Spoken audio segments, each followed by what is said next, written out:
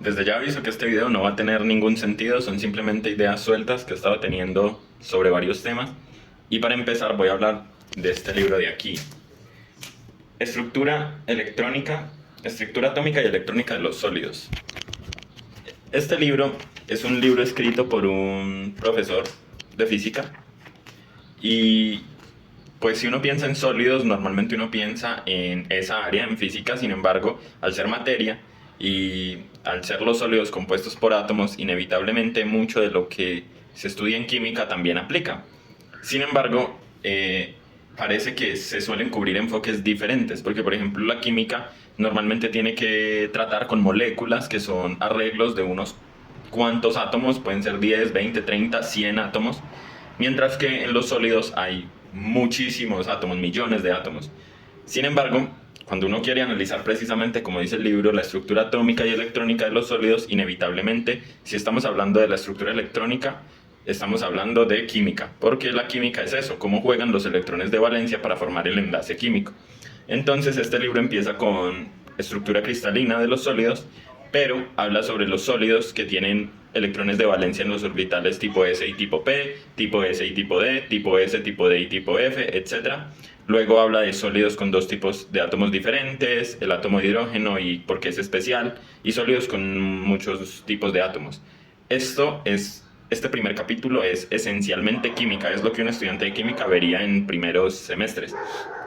Luego el capítulo 2 trata con la aproximación de una sola partícula, llamémosla así, Single Particle Approximation, que es básicamente la cuántica que ven los químicos, donde se ve Hartree-Fock, donde se ve teoría funcional de la densidad, etc. Esos son temas que ven los químicos. Sin embargo, no muy lejos de ahí, en la sección 2.6, habla de los electrones como cuasipartículas, algo que no se suele hacer mucho énfasis en los cursos de química, y luego excitaciones colectivas, luego electrones en un potencial periódico, teorema de Bloch, luego aplicaciones de la teoría de bandas, vibraciones de la red, fonones, comportamiento magnético de sólidos, que son cosas más de física que de química. Pero este libro es como que vive ahí entre ambos mundos. Luego nos podemos acercar a este otro libro, que es Many Body Quantum Theory in Condensed Matter Physics, que sí es más con las técnicas que se suelen ver más en física que en química. Sin embargo, uno va al capítulo 4 y encuentra Hartree-Fock, otra vez, tema que suele ser muy común en los cursos de química. Sin embargo, si uno va y lee Hartree-Fock como está en un libro de química, como sería este, Quantum Chemistry, es muy diferente de cómo está en este libro. ¿Por qué? Porque utilizan lenguajes diferentes, formalismos diferentes para hablar de la misma cosa, que es esta de acá, mecánica cuántica. Ambos están hablando de mecánica cuántica porque esencialmente la materia es cuántica, la naturaleza del enlace químico es cuántico, pero los químicos no utilizan el lenguaje de segunda cuantización normalmente porque no están queriendo analizar un número gigante de partículas a la vez, sino que están analizando, por ejemplo, unos decenas o máximo centenas de átomos cuánticamente. El resto de átomos los pueden analizar clásicamente, pero las reacciones químicas al suceder entre pocos átomos, entonces lo utilizan por el formalismo de una sola partícula, mientras que en materia condensada se utiliza el formalismo de segunda cuantización para tratar un número arbitrario de partículas. Sin embargo, estamos hablando de lo mismo, estamos hablando de la misma materia, y esto creo que genera a veces un conflicto en la forma de abordar ciertos problemas, donde estas dos áreas se tocan. Por ejemplo, cuando hablamos del grafeno, muchas veces los químicos lo estudian desde métodos o enfoques de orbitales moleculares, mientras que los físicos utilizan enfoques de segunda cuantización, tight banding, o conos de Dirac, ecuaciones de Dirac, etc. Y a veces no hay diálogo entre ambos campos, pero se supone que están hablando de lo mismo. Es como si yo estoy hablando de un elefante, no importa si lo estoy describiendo por la trompa o por la cola, sigue siendo un elefante. Y creo que es muy importante esta unión para entender que estamos hablando el mismo idioma o estamos hablando de la misma cosa física.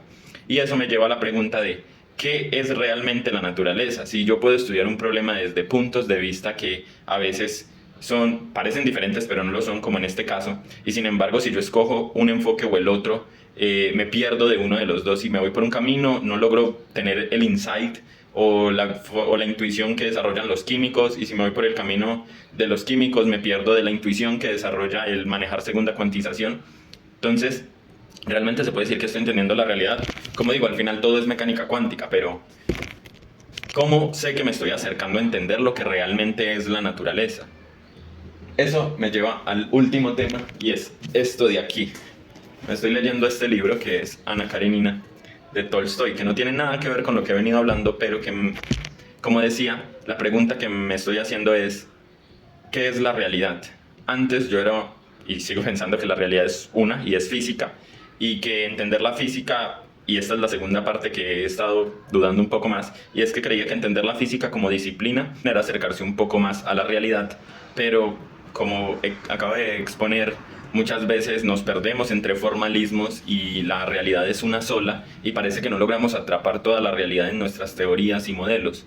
Y a lo que digo con esto último es que cosas de la realidad como lo son las emociones, las relaciones humanas, los colores, los sabores, la comida, la cerveza, etcétera, millones de cosas que hacen parte de lo que los seres humanos consideramos realidad, no vienen incluidas en ningún libro de física. Y esto no es para defenestrar la física, yo amo la física, pero quizás el mundo es más amplio que solo las teorías que podemos construir, quizás no podremos llegar a conocer toda la realidad, y por qué no disfrutar de otros aspectos de la realidad.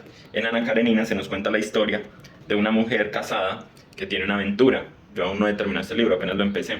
Y esta aventura extramarital pues genera ciertos conflictos, ciertas cosas que tienen que ver con las convenciones sociales y bueno, un montón de temas que van más allá de si la realidad son átomos, no son átomos, es mecánica cuántica, no es mecánica cuántica. Entonces mi conclusión de todo esto, como dije, este video no iba hacia ninguna parte, a lo único que quiero llegar es que hay que buscar el conocimiento, hay que buscar cuáles son las bases de la realidad, pero también a veces no perdernos en teorías, modelos, construir, y a veces todos tenemos una imagen muy fija de lo que creemos que es la realidad, pero la realidad debe expandirse.